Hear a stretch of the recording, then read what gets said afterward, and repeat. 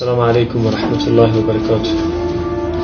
رسول الله صلی الله علیه و سلم می فرماید اولین چیزی که در روز قیامت از او پرسان میشه نماز است. نمیدانم کسی که نماز نمیخواند چگونه شبهایش را صبح میسازد،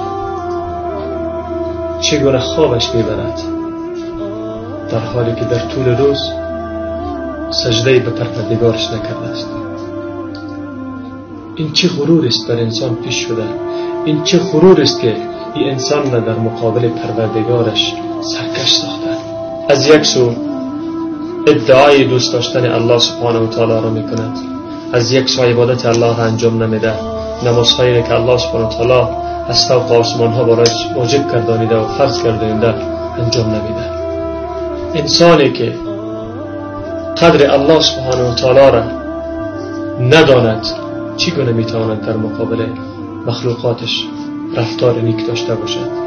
انسانی که عهدش با الله سبحانه و تعالی را بشکند چگونه میتواند در عهدهایی که با خلقش با مخلوقات الله سبحانه و تعالی میبندد وفادار باشد و او عهدها را نشکند؟ چون این انسان ها وقتی توانستند که الله سبحانه و تعالی را رها بکنند، مخلوقات الله را بسیار براحتی میتونن که رها بکنن و عزیزانشان را میتونن بسیار براحتی رها بکنن. کسی که عهدش با الله سبحانه و تعالی را بشکند، عهد و پیمان در مقابل مخلوقات الله سبحانه و تعالی و ترک کردن و شکستن عهدهایشان خیلی برش آسان است. چه عهد بزرگتر از نماز؟ آن عهدی که مرز ایمان و کفر است،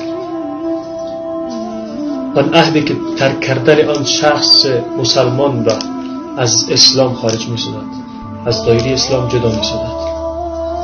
زمانی که به این عهد وفادار نباشد، یک انسانی که در مقابل اللهش صادق نباشد در عباداتش، در سخن، در گفتارش، هیچ وقت نمیتونه در مقابل بندگان الله سبحانه و تعالی وفادار بماند.